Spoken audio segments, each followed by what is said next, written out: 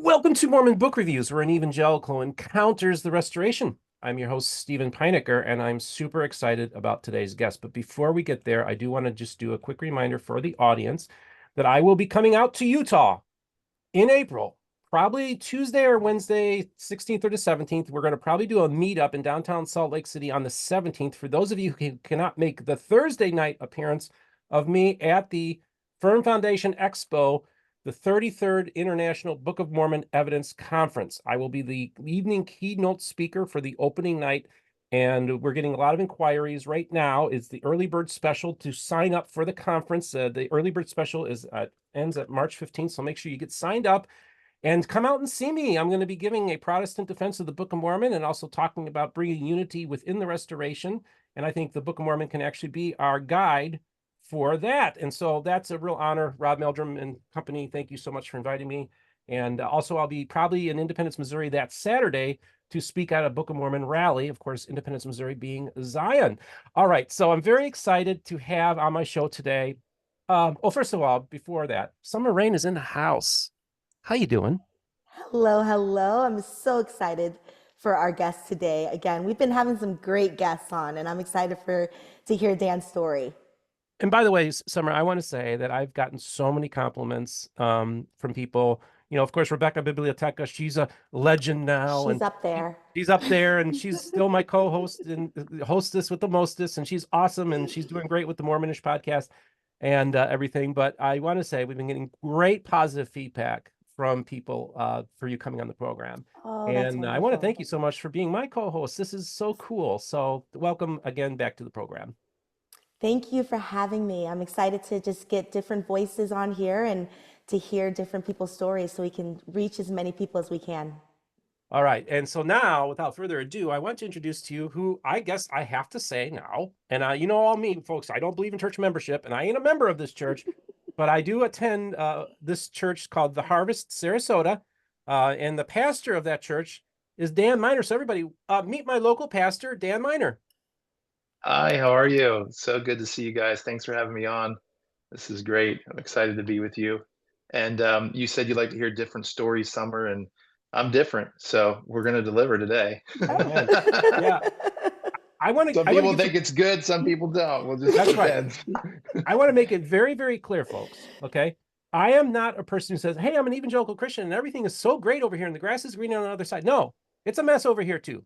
And we have messy lives, messy situations. And Dan is going to talk about a very messy situation with his church and really the process that he had to go through kind of went through a faith crisis, perhaps faith deconstruction and all these things as a pastor. And he's going to tell his story. And it's remarkable. And that's one of the main reasons why I started attending his church, because the church checks off a lot of boxes for me. So let me give you background here. So last November, I basically I wake up on a Friday morning at 5 a.m. and I can't get back to sleep. And at that moment, I realized I was processing trauma because I was getting a lot of attacks from evangelicals. A lot of people were piling on me, and it really kind of got to me. So I wake up at 5 a.m. like, oh boy, I can't get back to sleep. I got an issue here. So at 9 a.m., I post on Facebook, hey, everybody, I'm going through some stuff right now. I could use your prayers and thoughts. And man, my phone explodes. And I hear from people throughout the world reaching out to me. But I went through a process that of trauma that lasted on Saturday. So I go to Saturday. I actually go to the gay area in St. Petersburg, Florida, to film at a gay bar, wearing a Jesus t-shirt, by the way, to go on a program there to talk about my faith. And I'm still processing trauma. And then Sunday morning, my mom goes to me and she says, aren't you gonna go to church today? She doesn't normally ask that. And then I realized the host of that program had brought up this church, which I had intended on going to in October, but things happened and I totally kind of forgot about the church. And I said, you know what, Mom? Yeah, I think I probably should go to church this morning. So I head out to Dan's church for the first time. And I walk in and I see two chairs sitting up. And I was like, oh, it looks like he's going to interview somebody, which for me as a podcaster, I love it. I love interviews. And then they do this song service. And in lieu of a sermon, Pastor Dan sits down with a gentleman named Tim Whitaker, who has the podcast called The New Evangelicals. Now, you have to understand, while I'm processing this trauma, I was literally thinking at the time, I don't know if I should even use the term evangelical to describe myself anymore. I don't know if I want to be associated with this group anymore because of all the toxicity and ugliness that's in this movement. Okay. I was seriously thinking of chucking it. Okay. So I walk in and I see this remarkable conversation between Tim and Dan. And I'm like, oh my gosh, I'm blown out of the water because they were talking about everything that I've been talking about and the issues I have with the evangelical church. Okay.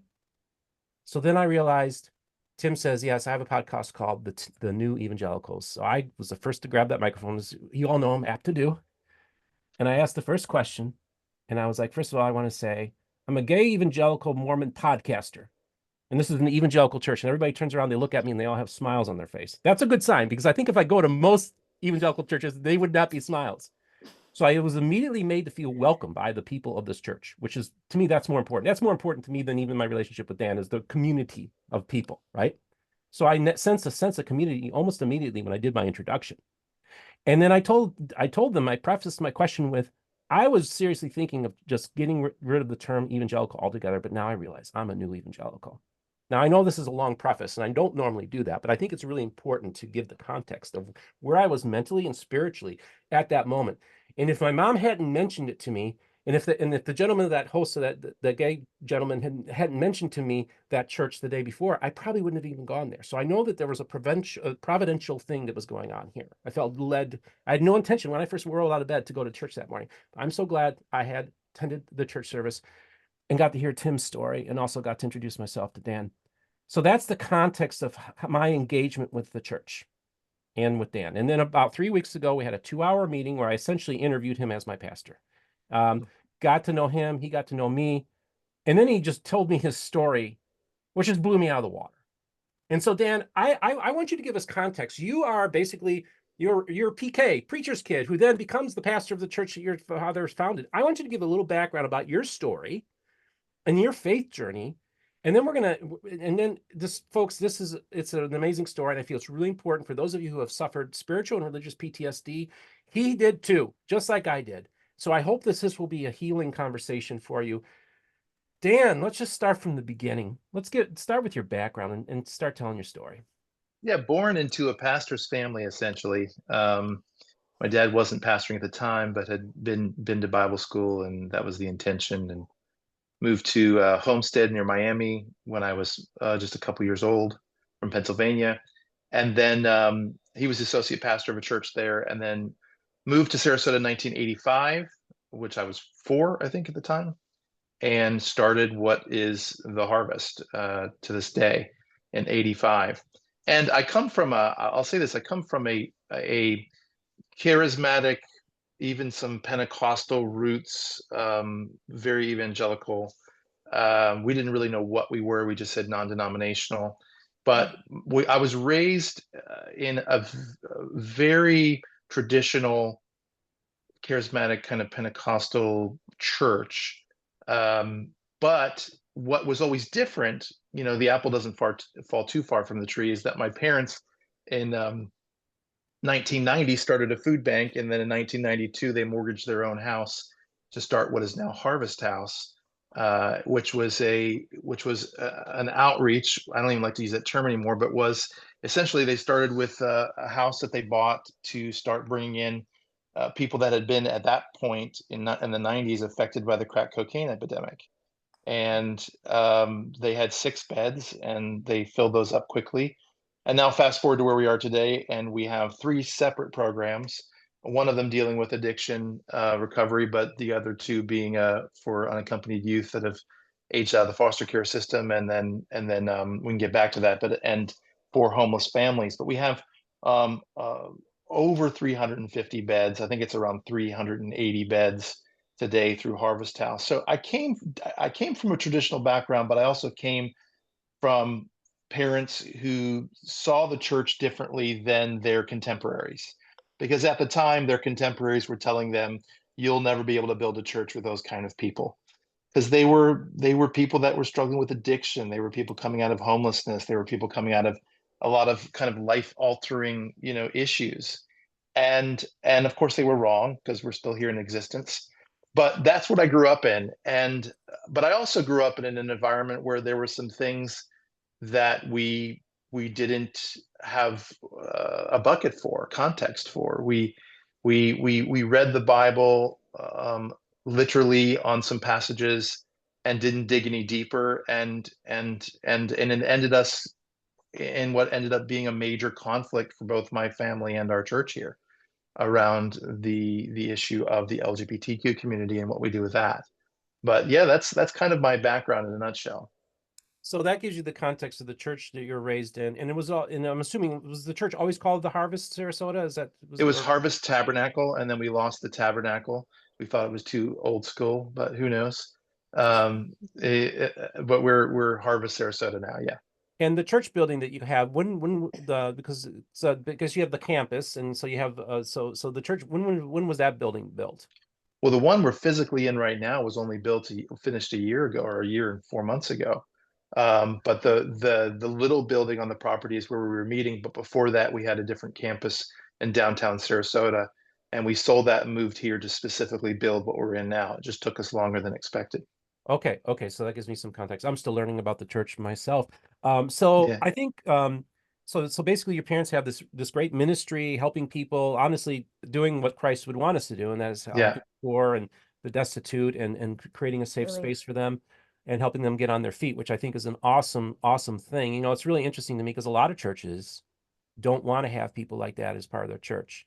Matter of fact, there are times when people who are maybe overzealous and they're trying to convert people, they'll get a talking to. No, we don't want these poor people, or we don't want these kids that come from poor families in our churches because they don't provide the revenue stream that we're looking for. And this is indicative of 99% of churches, unfortunately, yeah. both within and out of the restoration, I would also say too. And so it's an unfortunate thing. So I think, one, I want to honor your parents for doing the wonderful work that they did. I think it's commendable that they were doing this kind of stuff, and essentially in the doing it within the confines of the city of Sarasota, which is both a very wealthy community, but also does have a poor areas too that you're able to minister to. So I think that's really important. Now, I think what's so fascinating to me is, here you are, a kid, you're growing up in this world. So I want you to tell us about who was Dan Miner. What made you decide to get into the ministry? Was this something you wanted to do? And of course, you also are a great musician. So maybe talk about your music, and also what made you decide to get into the ministry. Yeah, my dream since I was a little boy was to be an attorney, to be a lawyer, Okay. and that was the path I was on. I did the LSATs. I was on the mock trial team in high school. So I was either going to go become an attorney, or I was also did 4 years of ROTC. So I was thinking about going to West Point and becoming a judge advocate in the U.S. Army or Marines. That was actually my plan, but things shifted. And now looking back, because now some of us are in this kind of deconstruction where we're questioning a lot of things. I don't know if it was a calling, because growing up, we had certain ministers come through town that back then we would say operated in some sort of prophetic gifting of some sort, and everybody would give me some sort of prophetic word that I was going to take over the church. And I was a very straightforward, still am a very straightforward, I'll tell it the way it is. I have no problem doing that. And I would walk up to them at 11 or 12 years old and tell these ministers, you're wrong. I will never ever take over this church. And part of it was because growing up in a pastor's family, we got beat up a lot, you know by people coming and going. And I'm sure some of that was our fault and some of it was theirs, but we got beat up a lot. And so when you have, a best friend one week and the next week their family leaves the church, and Mm. your dad goes from being their Moses to, Satan reincarnate here on the earth, Yeah. that over and over, and the trauma of that, I know a lot of other families who are in ministry and people have grown up and have experienced that. It wears on you. It teaches you not to trust people. It teaches you not to build deep relationships because people are going to eventually leave. So our whole world was the church. So as the church flowed and ebbed, so did we. Our emotions, our life, our friend group, our just a community that we grew up around. And we had a fairly transient church over the years, and people came and went a lot, and it was hard. It was brutal. So I didn't want anything to do with that. I didn't want to put my kids through it. I didn't want to put a spouse through that. I just was like, I'm not interested in going into ministry. But something shifted, and I was in the corporate world, and something shifted, and I eventually felt some sort of calling and drawing to at least help my parents. Mhm. And I started to do that, and then eventually was ordained and became the associate pastor, and then eventually took over the church. And then, my whole life got flipped upside down, and we'll get to that. But yeah, Yeah. that's the So progression. if just out of curiosity, because people who are of the Latter-day Saint tradition, they don't their church structure is a little bit different. So basically, a bishop would be the equivalent of a pastor, Mhm. Hmm. but typically the bishops are just lay people who don't have any formal training in ministry. As a matter of fact, that's one of the things we talked about last week with our friend Nick Jones Summer about how these guys are just thrown into the frying pan without any Very training, minimal training. Yeah. and then they don't get any therapy. They don't know how to deal with trauma, and it's really hard. So we want to stand up for the bishops and say, listen, we know you're doing a lot of hard work, and we know that it's very difficult for what you're going through, and so we want to be able to just let you know that there are people that care about you, that are praying for you, and we understand where you're coming from. And I think it's really important that these men get the proper training. Now, people did mention in the comments about how, oh, in the handbook they were talking about the handbook, and it's like, listen, I'm sorry, I understand they have certain things in the handbook, folks, but also it would be like going to somebody who's never worked on a car before and then handing them a manual and say, well, here's the manual how to fix the car.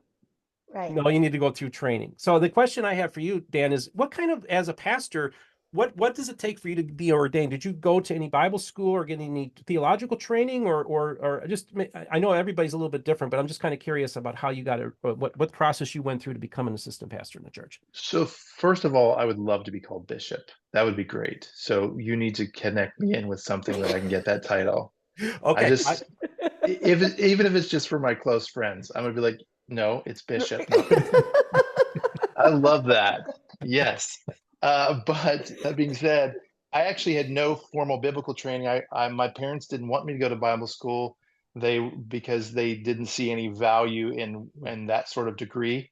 And my dad had to work, 3 and 4 jobs when we were kids because he didn't have a formal bachelor's degree in something other than ministry. So they said, go to school and get a what they called a quote unquote real degree. And I went to Wow. USF here in Florida and got a degree in business economics. And so I had no formal training. My only training was on the job, OJT.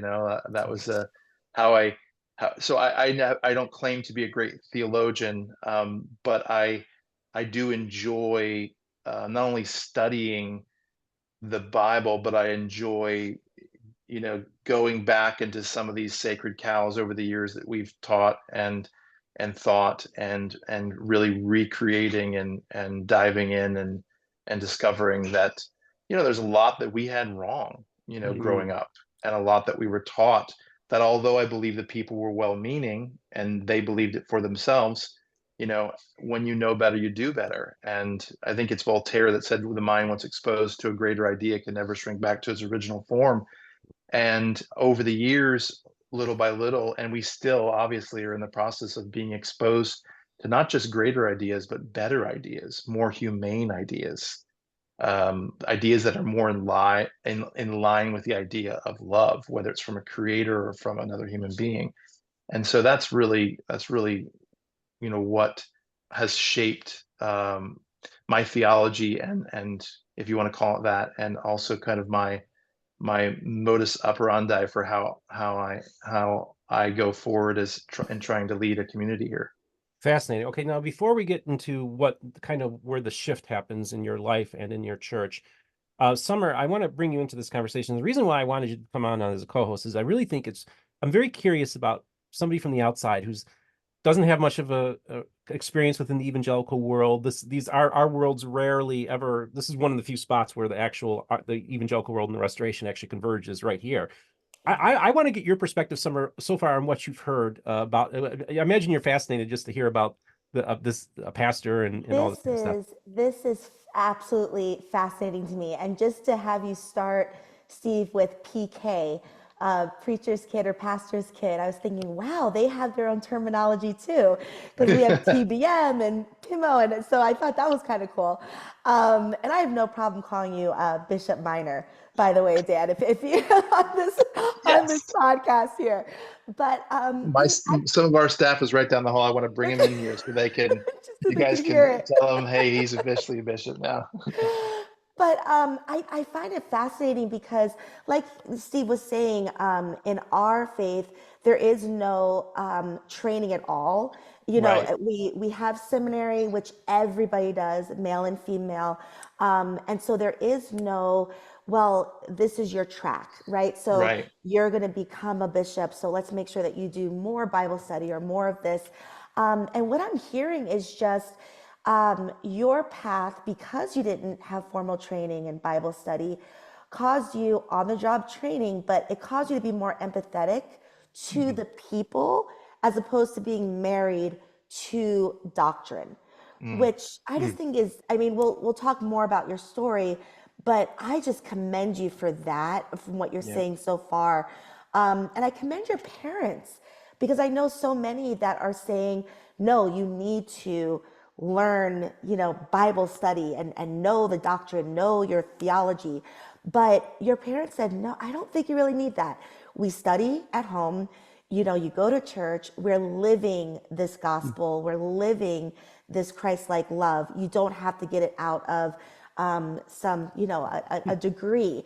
So I think that's fascinating because I'm on this end, not used to people feeling the need to get a degree in religion or theology. So to hear that that's generally where people might go, but your father and mother Mm. said, you don't really need that. We can do this organically. And to see where you are now, to connect with people like Steve that just shows up one day, it says a lot about Mm. you and about how God can connect through things outside of the secular, I'm sorry, the scholarly world. I just Yeah. think this is all fascinating. And so, yeah, I'm excited to hear the rest of your story, Bishop Well, Minor. yeah, yes. I also, I think that's a really great observation. I, I think, in my parents' era of growing up, they were literally taught that, um, you know, higher learning, even college, post high school, that wasn't religious based was almost, evil in a way. Wow. Yeah. Going to a university, that sort of stuff.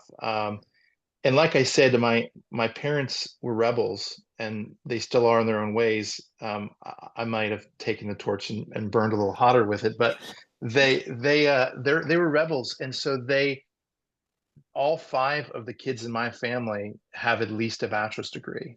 One of them has a PhD, two of them have master's degree, and the other two have bachelor's. So all of us went to college, and none of us were in religious-based studies. And I Wow. think what they understood was if you are taught to think, to critically read, Mm. to be able to break down a passage, whether it's Ulysses or it's Matthew, Mark, Luke, and John, if you can do it with one text, you can do it with another. Okay. So I think that set me up for a little bit more success in how to critically read and think my way through doctrine and faith, probably more than you know ministerial education, Christian education, Bible school, whatever way you want to put it, seminary. They from the conversations I've had with people that have gone through it at all different levels, they're taught this is what you're going to think. Yeah. This is what you're going to think about the dispensation. This is what you're going to think about all these different topics. They're not taught to read something and then come to their own conclusion and then allowed to allowed to be left with that conclusion.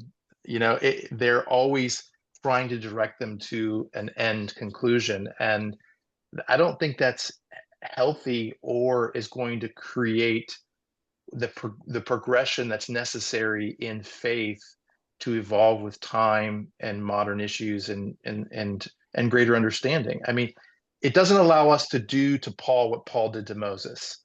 And Right. and Paul being, and I know you have listeners from all different, places in their faith, and some of them no faith grid, but Paul took the texts of Moses and reinterpreted them for a modern age.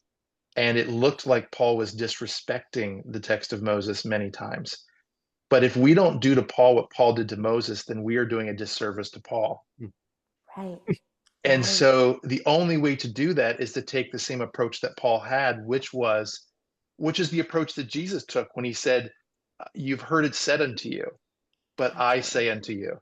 In other Right. words, I know you've read this, but I'm telling you something that might seem contradictory, that's new, that I need you to hear over what you've read.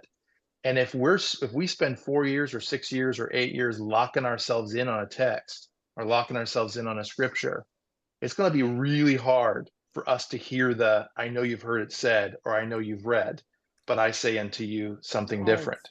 Right. And that is where I think I was set up for success, even though I didn't realize I was being set up for success, because I didn't necessarily want to get into this or go into it. So uh, Fascinating. And I want to concur with you. What's interesting is now, first of all, this is not all institutions within the evangelical no, world. But many cases, evangelical and especially the more fundamentalist oriented seminaries and Bible schools basically make you sign a statement of faith. This is what you believe going into it.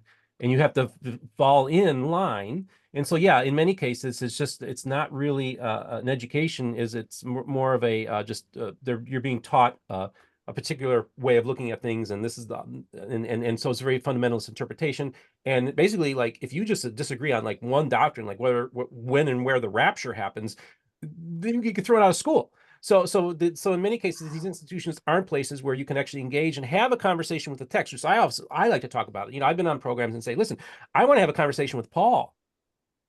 See, the Bible was written, it wasn't written to us, but it was written for us. It was written to a particular first century audience for particular needs and particular times. It wasn't written to us. It was written to particular people. It even says this is who we were writing it to. Okay. So when Paul writes a letter and says women should remain silent in the church, I'm going to have a conversation with Paul and say, you know what, Paul, I disagree with you. And I think we can have that liberty in Christ to have that conversation with Paul that way too. And so I think that and because we're all part of the same body. And Right. so if I can go and say, well, I kind of, or maybe I could come up with another reason why Paul was wrong on this, or maybe he was just talking to a particular place and time. There's different ways we can engage the text and engage the writers. And I think that that's the approach that I try to take as well. Now, I think that, well, just maybe speak to that, Dan. yeah, Actually, when really fast, I have a really, really quick question too. And Dan, I want you to speak to that and then maybe answer this after.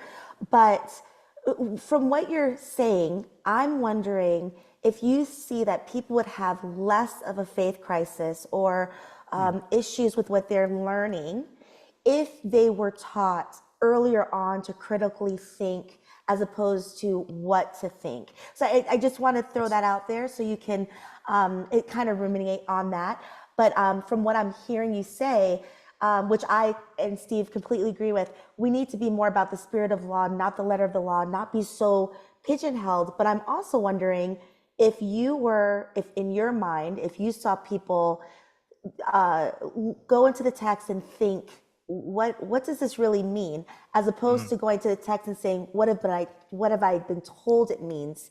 If you think there'd be less people who struggle later on as things are progressing. Yeah, Sorry. I can answer both of those. In regards to Paul, I think that Paul would have welcomed and loved a conversation like that. I think that, like I said, Paul took a text and reinterpreted it for a modern age, what would have been the modern age then, and was considered a heretic by many religious leaders and elite.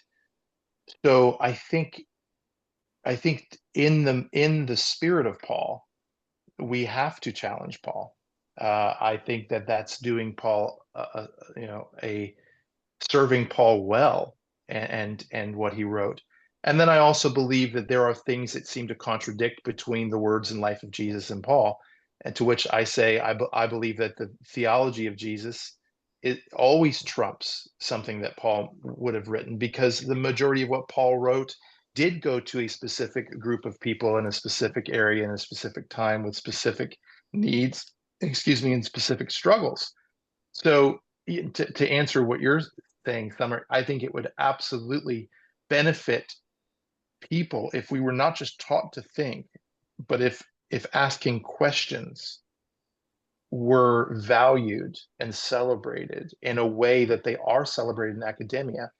You know, they're singing happy birthday to one another out there. That's perfect.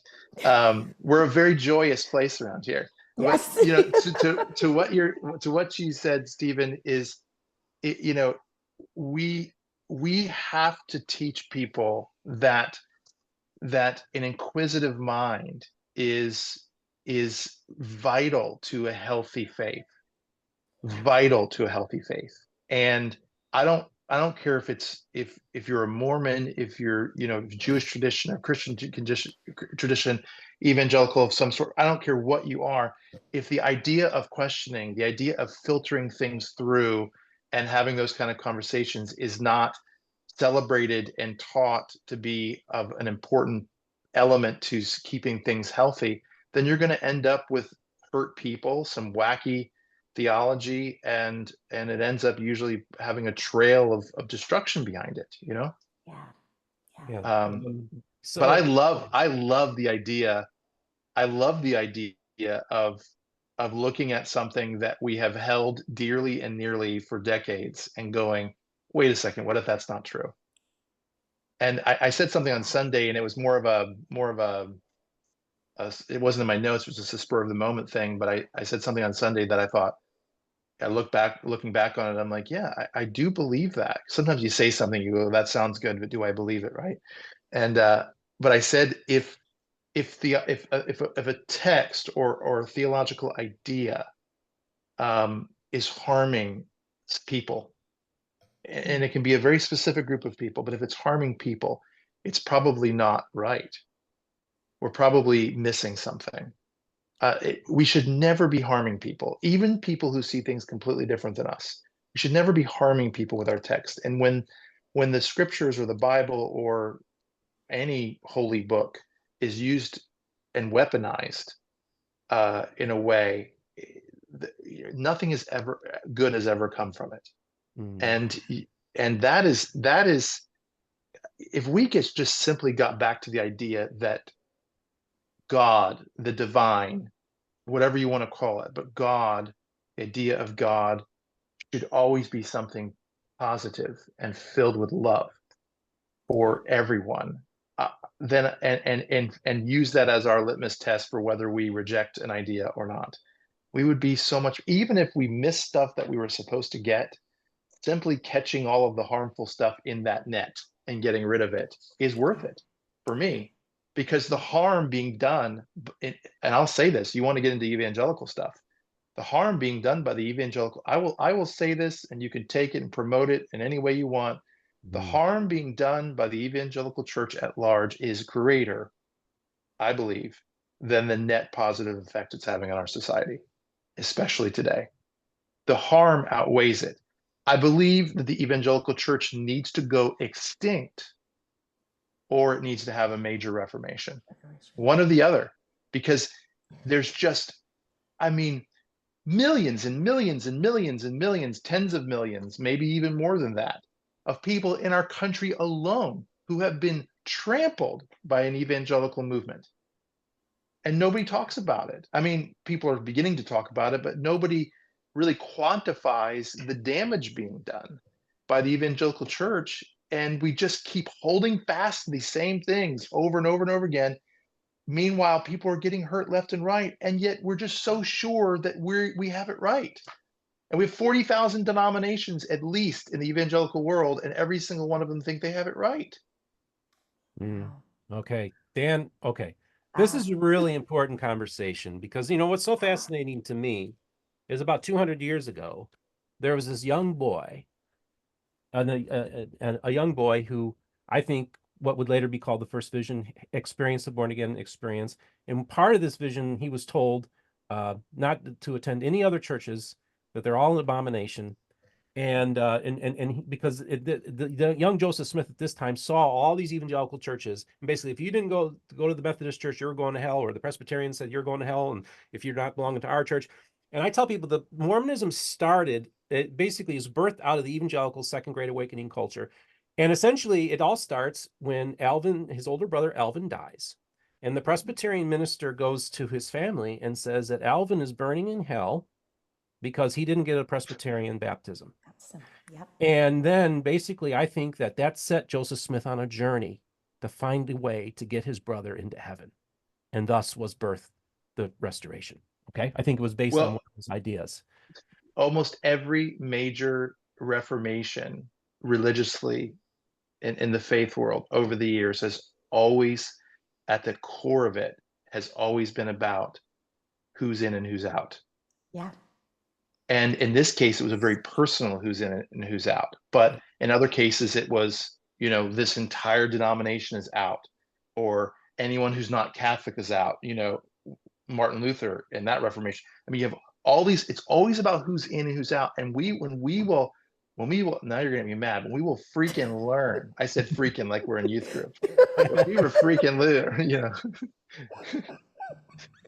when we were freaking learn to stop getting caught in what I believe is a trap of trying to determine who's in and who's out, we may actually be able to start doing some good in this world.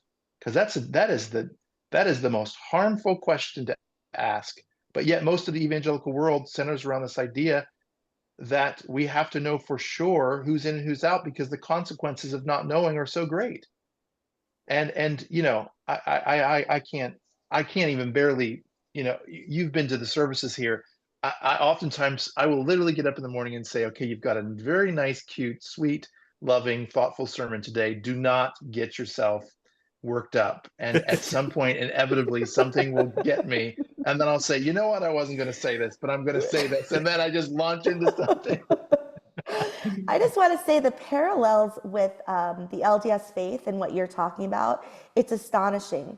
And it causes me to realize that this is what traditional religion just is. I mean, the fact that you're saying the in and the out when LDS missionaries,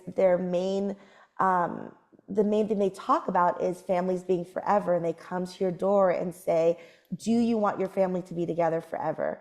We have a way for your family to be eternal. It's a beautiful message, right? But when you cut everything out and you look at it, we're talking about who's in and who's out. Because if I don't follow your message, I will not be with my family for eternity. And I don't want to upset the faithful members out there that are listening. I just want to draw the parallel that this is a struggle within all organized religions, where it is this, we know better. We have to know. If we don't know and if we don't do, we're going to go to either outer darkness or hell, whatever you call it. And I think what Dan is speaking to is the human condition of, instead of saying, we're in, you're out, and there has to be someone out so that I know that I'm in.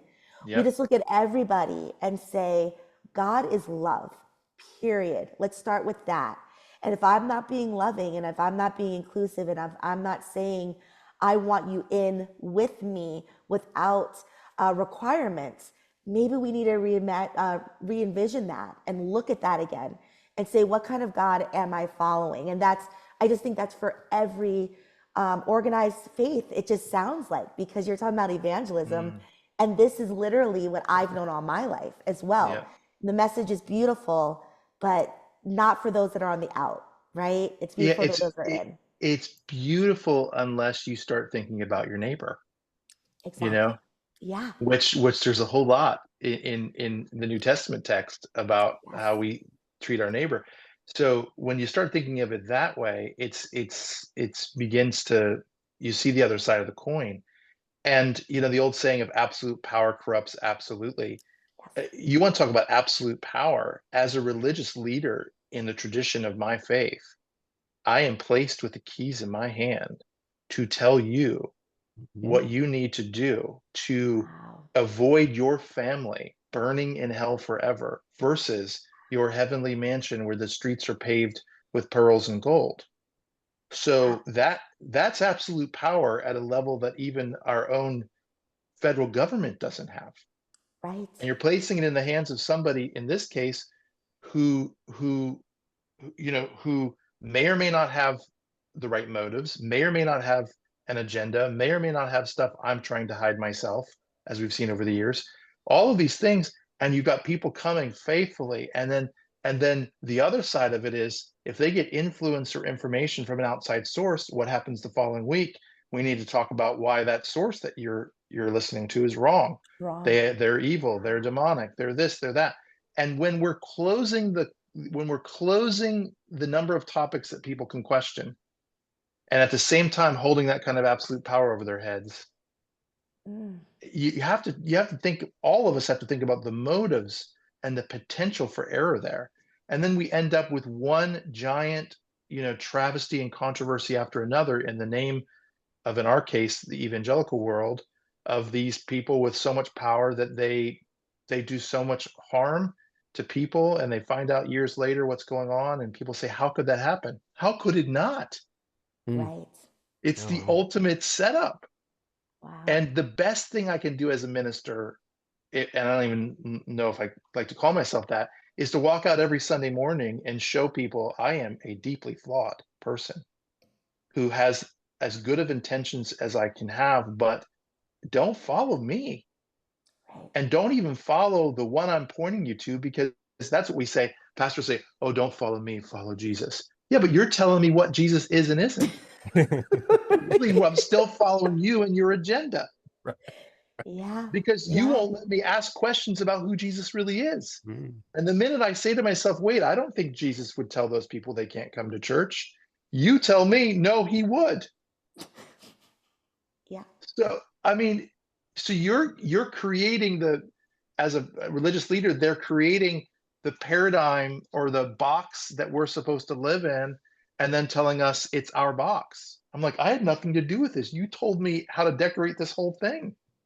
This isn't me. These aren't my thoughts. These aren't my ideas. And we're so scared of people having their own ideas because it's not good for business. And we can transition into that. For Let's me, do that.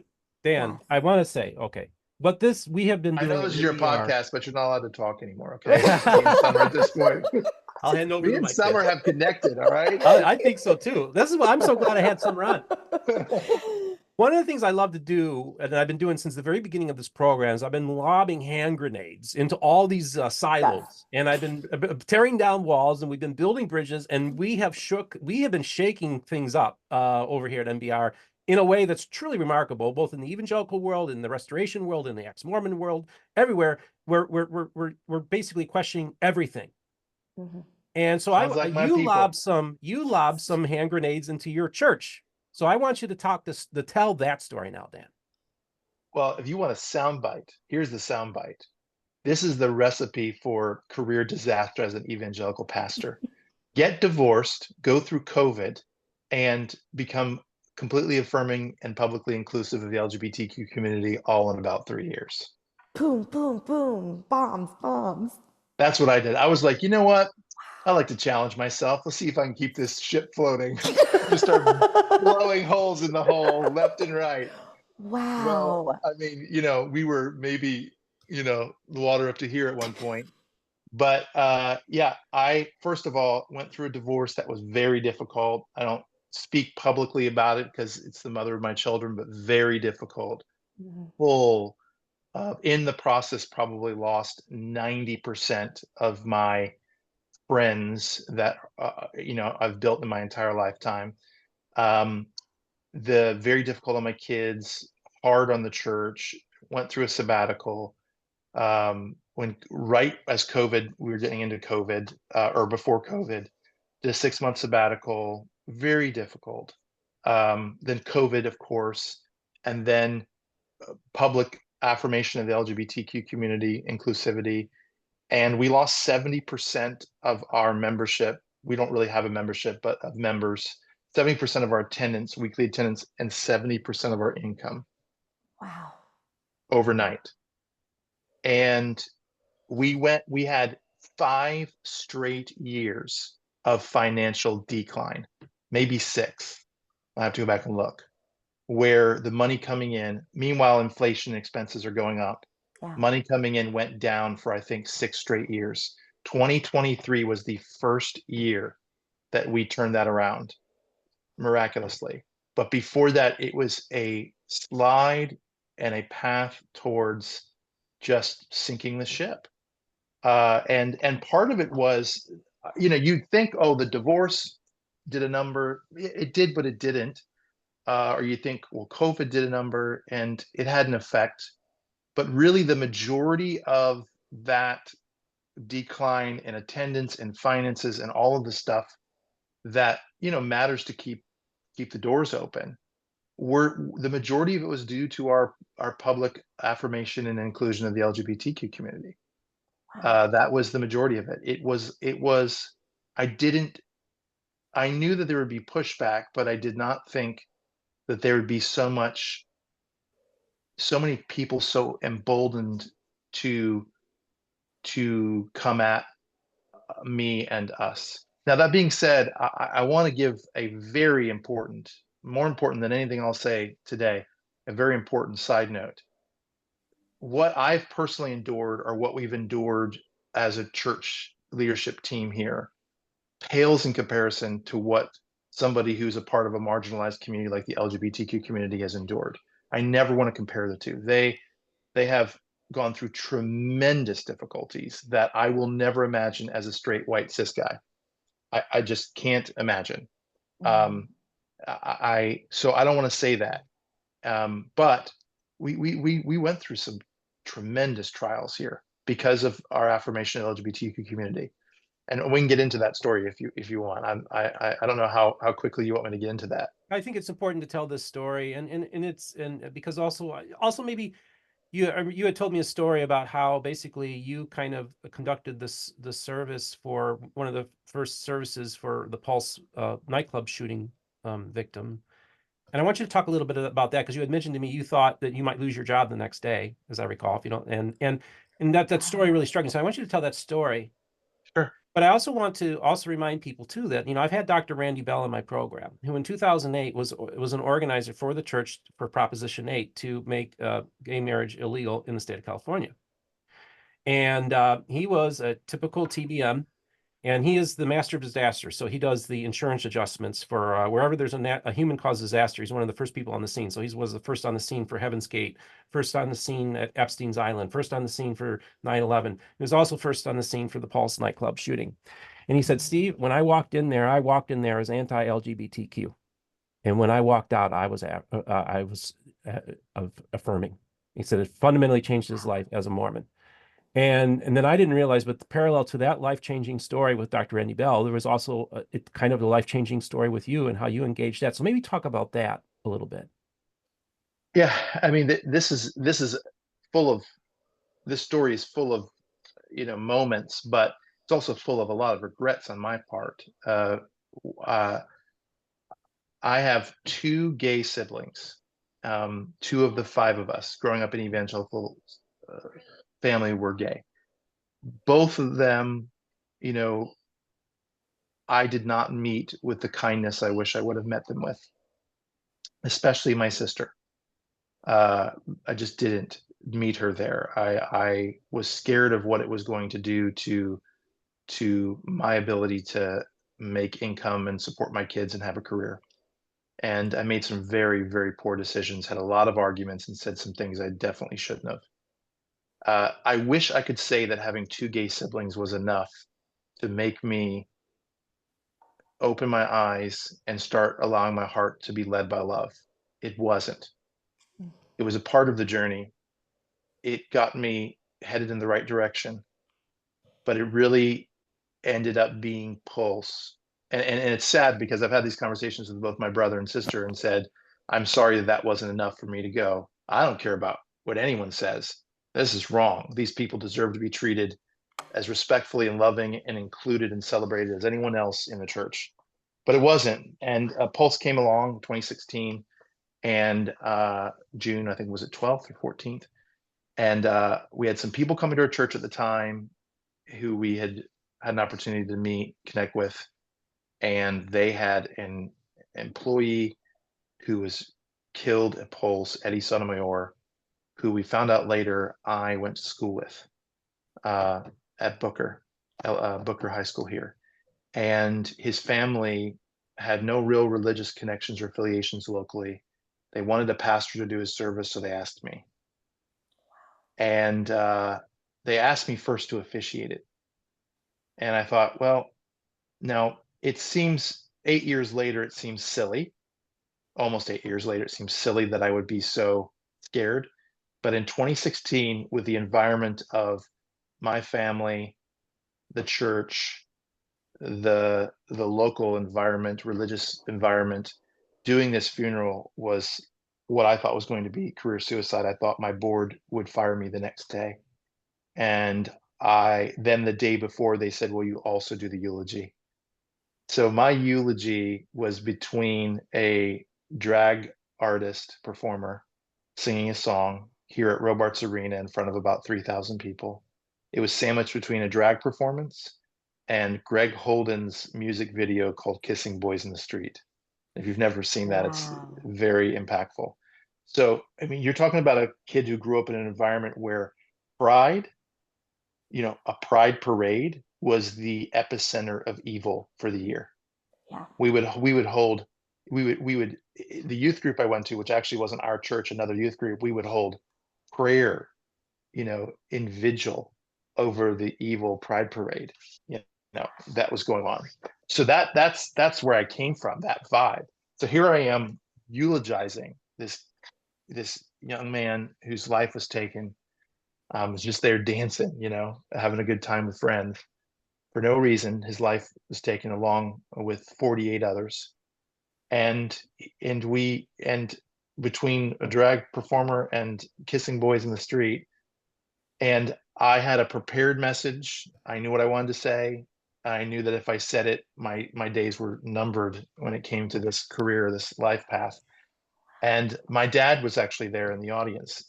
He was scared himself, and he wasn't even up there. And I said a couple of things. Number one, I said, if the church, I'm sorry, I've said, if Jesus was alive today, he would have not treated you the way the church has, and I'm sorry. And then I proceeded to apologize on behalf of the evangelical world for how the LGBTQ community had been treated, how they'd been marginalized. And we had CNN and MSNBC and the BBC, because it was covered It was all over the national. world. It It was was national. national. Yeah. So when that happened, we found out like something like 6,000 different accounts of what I said were in 6,000 different news sources online around the world. Oh my gosh. 18 hours later, I didn't tell you this part because I still to this day don't think I had anything to do with it. But those that I was working with at the time, 18 hours later, the Pope mimicked exactly what I said, which was that if Wow. Jesus walked the face of the earth, you can find it online, he wouldn't have treated the LGBTQ community the way that we have. So it was Wow. this phenomenon that happens here. And I think I'm done. Well, then directly following it, and this is where things really began to shift for me, there's a line of about 200, maybe more people waiting to talk to me. Mostly gay men, some gay women, some non-binary people, some trans people, but a line of people who come from the queer community waiting to talk to me. And every single one of them, very similar story. I grew up in church, 8 years old. I heard the pastor say this. They're crying. They're saying, hey, maybe at some point, you've given me a window that maybe I can connect to God at some point. And I'm sitting here, I'm going, if there's a mission field, if there is a group of people that desperately need for somebody to get some balls, excuse my language, and to stop with this nonsense, this bullshit essentially Yeah. that has boxed them out and have made them be treated worse than we treat our animals, Right. then and I'm looking at this, and so I got through about 40 people, and then there's still people waiting to talk to me, and they said, hey, listen, we have to get on the bus. It's 4 o'clock. We have to get on the bus. We're going to St. Pete to walk in the St. Pete Pride Parade and a candlelight vigil for Eddie. Will you come with us? And inside, I'm like, no freaking way. The pride. I mean, y'all, I'm already Wait. here. Go now. I'm going to march in a Pride Parade. And I thought to myself, you know, to use the example, like where would Jesus be right now? Right. Right. He'd get on that bus. So I got on the bus. There's cameras everywhere. The funny thing is that Eddie, who passed away, his kind of trademark is he would wear a black top hat all the time. So everybody was wearing black top hats. And I pulled that top hat so low. Like I, if I end up on a national news, like walking in this pride parade, I'll be like, that wasn't me. That's what's going through my head.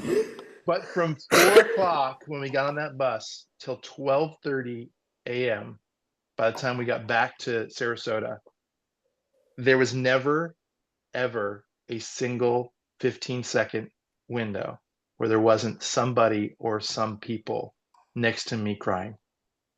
Wow. And it wasn't mourning the loss of their friend, although there was plenty of that.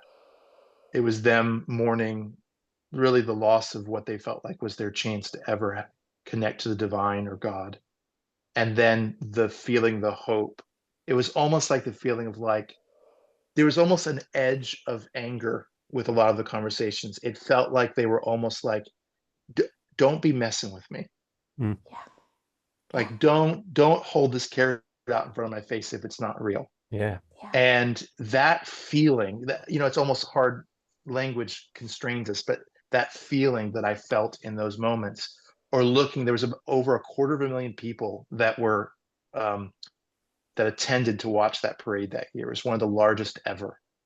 And walking through that parade and seeing the pain of the tens of thousands of people that we passed on their face, mourning the loss of these 49 and what they've experienced, I just thought to myself, number one, this isn't the evil thing everyone told me it was going to be. There weren't people in assless leather chaps everywhere with, blood, splattered on their chest. And it's, all the imagery that we were told as kids.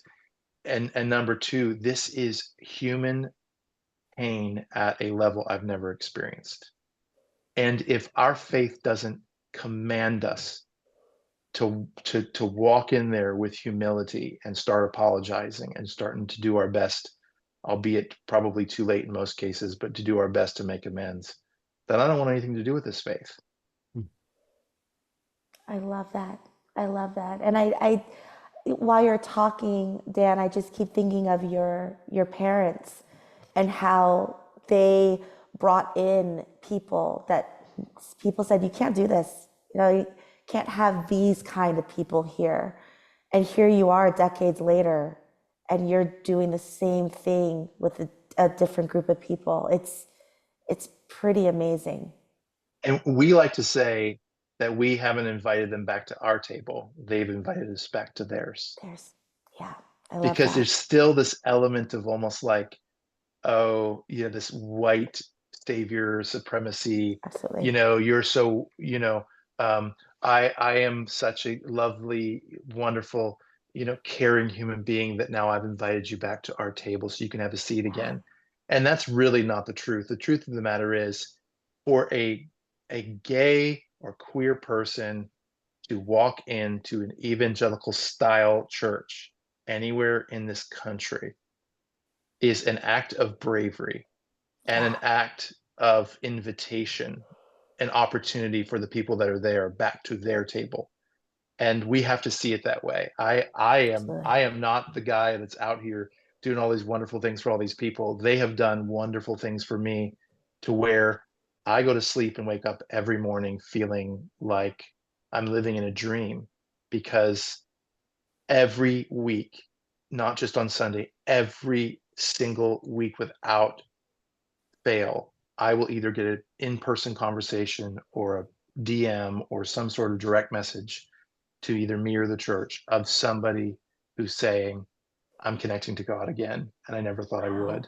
Or I've been out of the church for 20 years and I'm now. We've had people here just in the last couple of weeks that have returned to church after decades and swearing they would never come back. And that to me is worth dealing with all of the hassle. I mean, we had I had 12 pastors sit me down to tell me how wrong I was. People that I respect in this community Yeah. to tell me how wrong I was because we had hired an openly gay man as our front office admin person who really got this whole mess going. And he's still a great friend to this day. He owns his own travel company out west. But he's that I've had almost the entire Christian evangelical community here in Sarasota has turned their back on me and our church and our family. If I walk into an evangelical space here, they look like they've seen a ghost. Wow. They just like, I mean, and there's this, it's like this, the mumbling and the whispering and that kind of stuff. And I'm just like, I don't care because, Jesus said, I came to save that which is lost. Yeah. I, I and I don't believe the LGBTQ people are lost. No. I believe that they have been cut off. I Yeah. mean, it's hard. It's hard to it's hard to it's hard to open a door that's locked. Yeah. Yeah. So all I'm doing is unlocking the door and saying, no, we would love to have you here. Yeah. Love to have you. And that to me it's become probably one of the greatest lifelong passions of mine. Fascinating. Wow. I it's so funny because early on when I started this channel, I actually kind of had a vision of what if I were to start a church, what would that church look like? And what was so funny was, and the only reason I even thought about it is that I actually had atheists reach out to me and say, listen, if you were to start a church, I'd join your church because there was something different about me that resonated with them that they were picking up. So in my mind, I had this whole checklist of all these things that I would want in a church. And God went to me and he said, you know what? You can think about that because God told me not to make any plans. But he said, you know what? You can think about that church. So but it's going to be different than what you thought. Okay, so I'm in my mind trying to build a church of what would it look like if I were to do something like have a ministry. Not that I don't even think I'm called to do a ministry. That's the whole thing. But God gave me permission to at least contemplate it. And what would it look like? Now, when I walked in the doors of your church, I realized that right around the time that I had that vision of that church, I believe that church was your church. And I think it profoundly affected me when I came to that service because I realized, oh my gosh, everything that I was looking for in a church or that I would want it if I were to start a church, I'd be looking for, it's all here. And so it's been a long time since I went and traveled around this whole area looking for a church I could partner with unofficially, a place that I could call home and say, hey, you know what? This is the church I attend. I'm not a member of it, never will be, but this is the place that I can endorse. And so I want to say that I endorse you and your church and your ministry, whatever you want to call it, because I think that God showed me your church in a vision. I thought that I was supposed to start, but he had already started the work with your group. We we have to stop confining and constraining what we think God is capable of doing. Yeah. And it doesn't the fact that we all walk around in the evangelical world and I know that we say, well, not all, but pretty darn close to all, thinking that we just have it on lock is wild to me. Not respecting people of other faiths. To go back to your story about Joseph Smith and why he started the church, or started the journey to writing what he wrote. The the You fast forward, how many years later, and the Christian church is literally going to war against the Mormon faith and its people when that faith started because you guys weren't open to questions in the first place. Yeah. Yeah. And we have a long tradition in the evangelical world. We have a long tradition of cursing something only years later to wonder why we have no influence in it. Wow. Yes. Think about Hollywood. When the golden era of film in the 50s, pastors were not in like sideline in mainstream evangelical churches were preaching that to go to the movie house, which is what they would call it back then, Was a sin. and see a movie was sinful. Yeah. Was a sin. I mean, my dad's pastor uh, didn't go to a movie for decades and demanded that his people didn't go to see a movie. Now think about the films in the 50s. Yeah. What were we afraid of people seeing? Yeah. To you know, two people kissing with a classical quartet score behind them. I mean, what were we worried about in the 50s? And now fast forward, and what is it? Hollywood's corrupt. Hollywood's got this demonic agenda. Hollywood is a bunch of liberal, leftist, elitist, blah, blah, blah, blah, blah. And it's like, when you had an opportunity to be a part of actually influencing that culture, you didn't. You shunned You it. Yeah. cursed it. You shunned it. And now you have no influence there. And now you want to make it their fault. I think that's the listen, the evangelical world are we basically invented gaslighting, okay? We will create a problem and then become the victim of the problem we created. Yeah. Over and over and over again. And it's Mm. like, come on, people, this enough of this. We got to get back to the simplicity of why we existed in the first place, you know? Yeah. Wow, that's powerful. You know, I think there has been this 200-year dance between the evangelical world and the Church of Jesus Christ of Latter-day Saints. And essentially, we were killing each other in the 19th century. It goes both ways, you know. It was not like it's all one side here. And both sides, and also the evangelical world has had is very influential on the Latter-day Saint world, more than people realize, that the influence that it has. And so it often takes cues from the evangelical world and how it kind of shapes how they're going to be doing things. So we're very influential in that world, even in some ways, because they want so much to be actually accepted by us. And the issue, the thing that's so sad is if a Latter-day Saint were to go into an evangelical church, they would be treated much the same way that a member of the LGBTQ community would be Oh, treated. totally. And they'd be viewed as satanic, everything. Interestingly enough, I have these paintings behind me, and the reason I put these up is because I don't like to clean my desk. Okay, so for all your viewers, but no, the real reason I put them up is this is a great example of this. These were painted by a Cuban artist who actually came over during the Pulse stuff that happened, because the gentleman that passed away or who was killed, was murdered. Eddie worked for a travel agency, and one of the trips that he ran was these trips to Cuba, and this was before Obama had opened up, making it easier to travel to Cuba. They had found a way to bring people to be able to experience Cuba on these educational tours. So Eddie would run these tours. Well, one of the people they met there was this Cuban artist, Santiago Hermes. He's a brilliant artist, and he has a image hanging in the Smithsonian. And we got the State Department to issue a special visa around the time of Pulse to get them to allow Santiago Hermes to come here to the United States for the time around the memorial and the Pride Parade that he walked in. And when he was here, I asked him, I said, will you come to church on a Sunday morning and paint? Now, his faith is Yoruba. And if you're not familiar with that, there's a little bit of even dark kind of black magic elements to it. It's got a lot of very, very outside the box of what we would consider anything, you know, related to. My mother is from Trinidad, and so there's Yeah. that's that voodoo, Yes. dark magic, yeah, that those roots in the islands. Yes. So I said to him, I said, will you come paint? And he was very kind of confused. He said, I said, I'll buy all the supplies, I'll buy everything, but I would love for you to come paint. He said, what do you want to paint?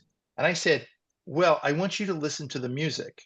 Now I did this through an interpreter. He spoke very little to no English. I said, I want you to just paint what you feel, whatever like this, you know, spiritually you're feeling. So he paints this image behind me, which is amazing. You can't really see the whole thing, but he paints this image behind me, right? And he paints this one over here. And this one's a little bit harder to see, but you can see there's kind of like a donkey or a horse or something here, and it's up here and this whole thing. And then he's got these images that look like Eddie with the top hat on, but he's got this kind of horse, this donkey. And then over here you have this fish thing. Yeah. Well, my dad was speaking that morning, and in his sermon, the two stories he used in his message that morning was the two loaves, or the fish and the loaves, and the foal of an ass, the donkey that Jesus rode in on. Wow. So here's a Wow. guy whose faith has like these dark magic elements, who's clearly hearing from the spirit of the divine Feeling it. Wow. through the music. I mean, we would never, ever, ever think that was possible in our little tiny, traditional way of thinking how God speaks or moves or communicates. That's just one example that is inexplainable for how to look for an evangelical to look at a Mormon and say, because I've heard the word cult Mhm. growing up, along with Mhm. Jehovah's Witnesses, along with they're not, Yeah. we don't even consider them even related to Christianity. Yeah. Right. So for me to be that narrow and the evangelical world to be that narrow that we would look at these other faiths who whose grandfather is our grandfather, that we're related, Right. you know and to say you're a cult.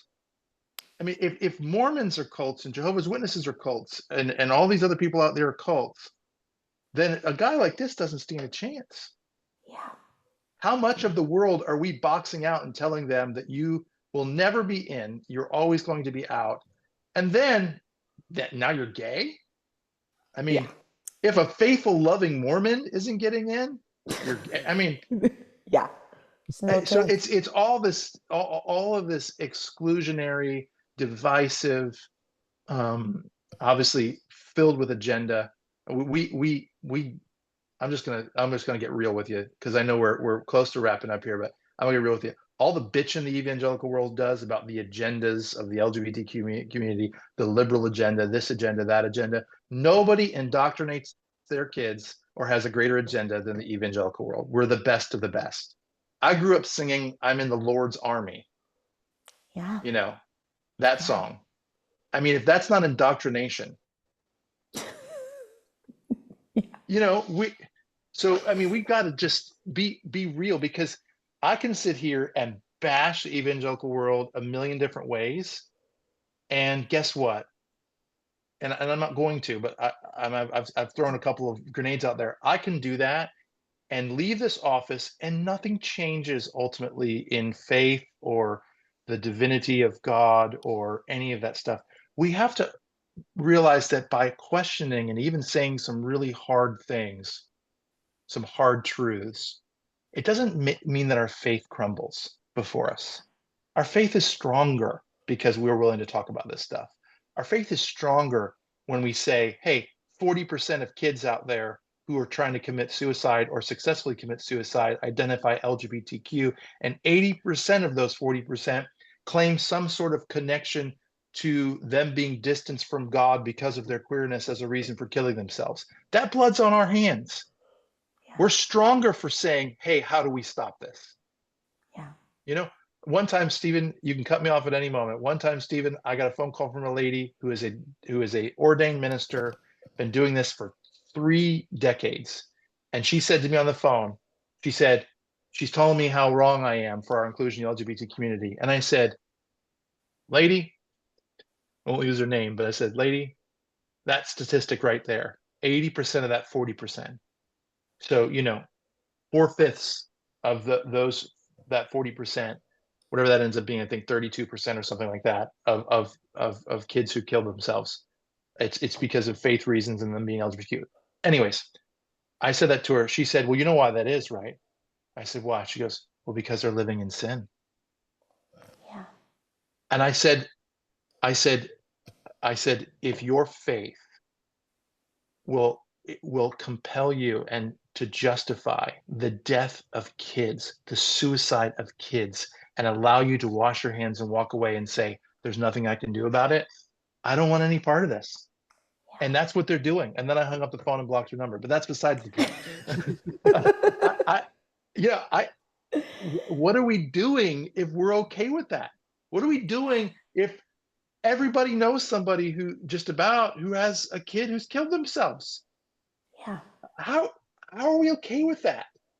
Yeah. And the reason they're giving, by and large, is because of what they're hearing from the church. Yeah. Come on, Yeah. we got to do something. And I'd rather do something wrong than nothing. So that's the journey we've been on, is doing everything we can to try to do our very small part of welcoming people back in, but ultimately being welcomed back to their table.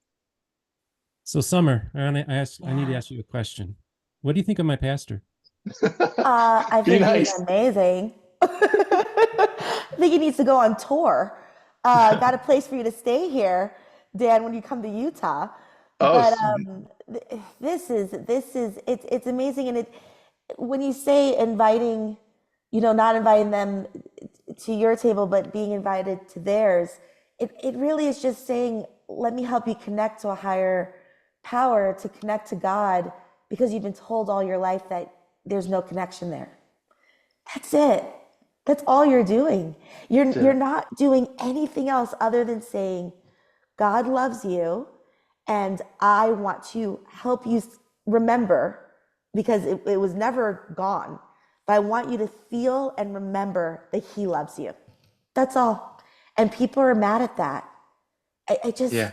it just blows your We mind.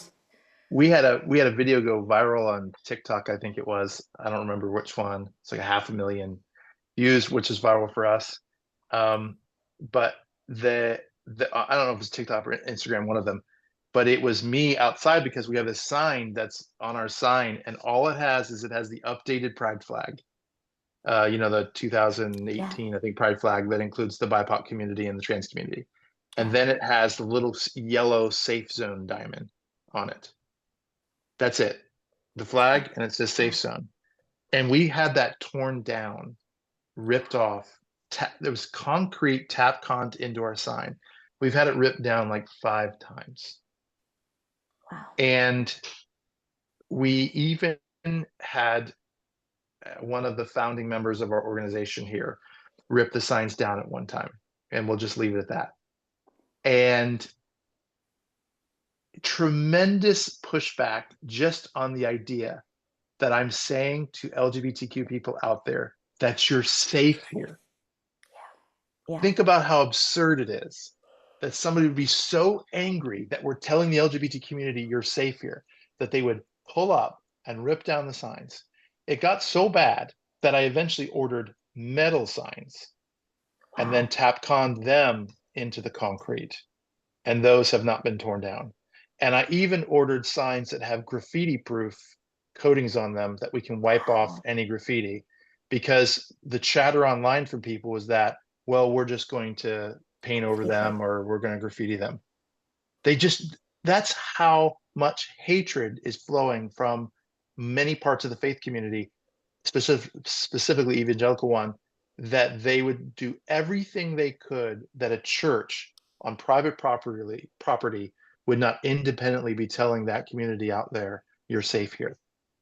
That is, how do you read the Gospels and think that's congruent with the life or the message or words of Jesus at all? Well, and the first thing I thought was, when there's no hope, there's fear, right? And Yeah, the question is, what do you fear?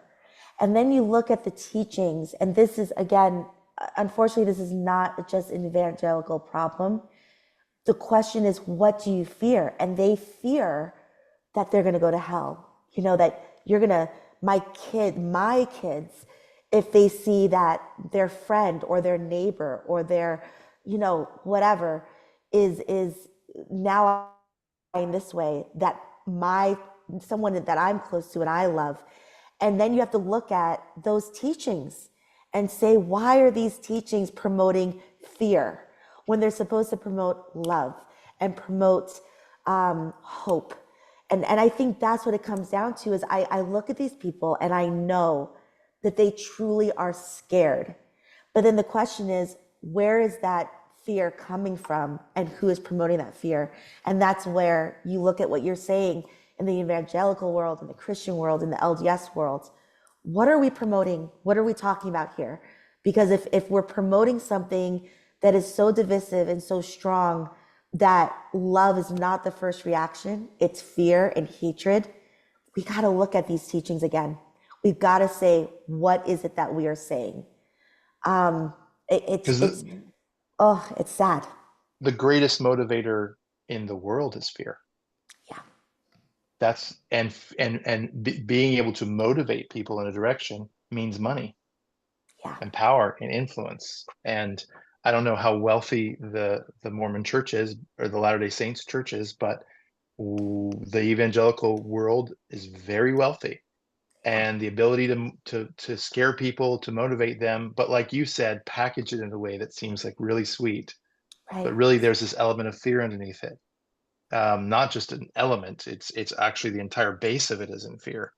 But Right. like I use this example. If I told you, Summur, or you, Steve, if I said to you, there's a 2% chance that tomorrow you're going to be diagnosed with some incurable disease, 2% chance. But I have this supplement and it might have some side effects, but there's a high percentage chance we can do. Or if you stand on your head for 10 minutes, it's been guaranteed to show that I can get you to do anything with a 2% chance 2%. that you're Yeah. going to suffer those. If I said there's a 50% chance tomorrow you're going to get a cold, okay, Yeah. I'll roll the dice. But when you're holding over people eternal torment, that kind of grit, you don't have to convince them well. You Yeah. just need to have this much doubt in their mind that they might end up there, and you've got them. And with the minute you remove the eternal punishment part, and say, hey, we don't believe that a loving God's going to eternally punish his children because they didn't fit, get into line, that you're going to burn in hell and all this kind of stuff. The minute you remove that element, that is the Achilles heel of the whole thing. Yeah. Even if hell is real, and I personally believe it isn't, but even if hell or the idea of eternal punishment is real, removing it takes all the teeth out of all the manipulative stuff that is built into some of our faiths. And my question to somebody would be, why not take the manipulative teeth out of this and let people actually develop their own faith and go on their own journeys? Because you don't ultimately trust that when they do that, they're going to end up where you are, and you're going to lose them as a part of your flock or your congregation or your world. I mean, it's really simple. I mean, you could teach a 5-year-old how this works on a whiteboard. I mean, it's pretty simple. It's just follow the money, the power, the influence, the control, and where does it come from, and how do we get it? Because the minute I stop standing up in church and saying, if you give to God, He's going to bless you, and telling people, hey, give on Sunday morning, and if you give, you're going to be healthier, you're going to be wiser, you're going to have more money, you're going to have all the things. The minute I started telling people, hey, you're going to be blessed whether you give or not, which is what I say, the money went down. Yeah. People want to be manipulated. They want to be scared. They want to be motivated by fear. They don't want to be motivated by love. If there was a beautiful, car outside, I'm not a huge car buff, if there's a beautiful car outside that I just absolutely love and adore, and somebody said to me, hey, I know you're in a meeting, but somebody just pulled up in a McLaren. You want to see it real quick? I may or may not go out there. And I love it. And if I loved it, I may or may not go there. But if somebody says, hey, the building's on fire, You're gone. we're ending our meeting and running out Right. the door, Right. right? So, and that works that way. And you can use that in a lot of different examples, but that works that way. If we can find a way to scare people, and the evangelical church and maybe your faith traditions too, but I know in the evangelical world, we have found a way to scare people, but make them think that we're loving them really well. We say, yeah, that's a really scary place and you're going to burn forever, and so is your family and your loved ones and everything else. But we have the solution. If you just take our solution, then you don't have to do this. And when I tell people, like, do you understand how scary it is to somebody to tell them you're going to burn in hell with eternal punishment, blah, blah, blah, blah, blah, blah, blah. Do you understand how that motivates people? They say to me, yeah, but I mean, if they accept But we Jesus, won't. then they won't. So all they need to do is, it's like, we have to talk about the fact that that is a ridiculous way to lead people into a journey of honest and open faith. Ridiculous. So Wow. Steve, I wanted to ask you, being in the evangelical world for so long, I mean, all your life, and then going through the atheism and all of that, what does Dan's message sound like to you, coming from that background and knowing, it's black and white and this is the way it is, and then hearing just such an open, loving, you know what? There's a little bit of gray there, guys. It's not what we've been raised to think. What does that mean to you? Well, when you go through an atheist phase and you deconstruct your scriptures and you just deconstruct your beliefs, you're going to come back into the. I tell you, it was 20 years ago I left the evangelical village, and then I come back and the village is on fire. Yeah. One of the very first, probably within the first 15 minutes of me on Mormon Stories, on the very first episode, I went to John Dehlin and said that anybody that would teach young children about hellfire and damnation and use that as a tool to scare them is child abuse. So 100%.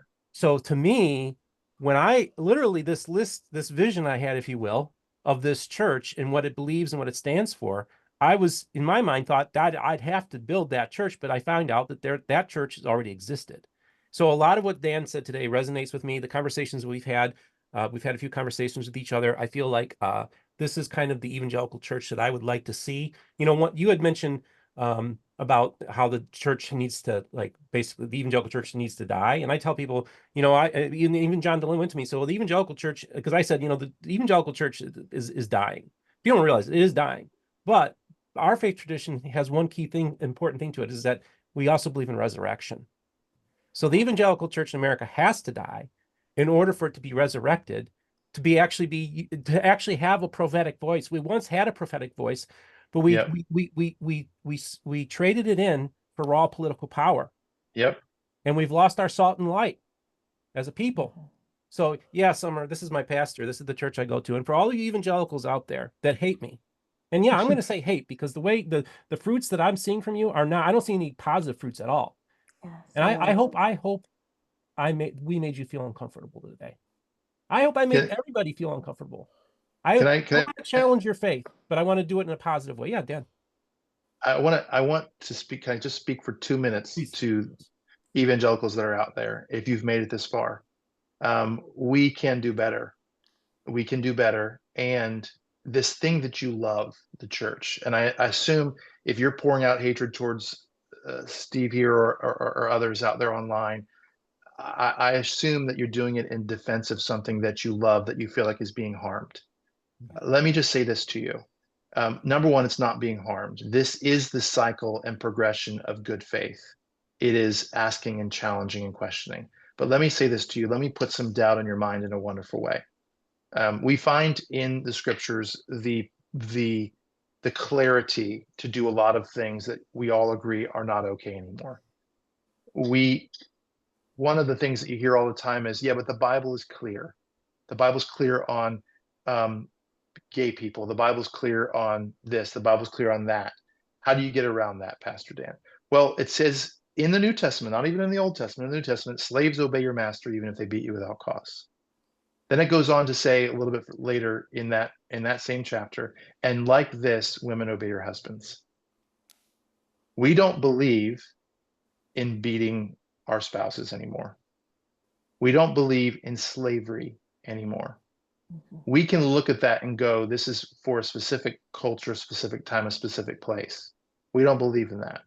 We find genocide being condoned and even directed by God. We find the slaughtering of children being directed and condoned by God. We see all sorts of horrific acts that all of us can collectively say, no, no, no, no, that's not who God is.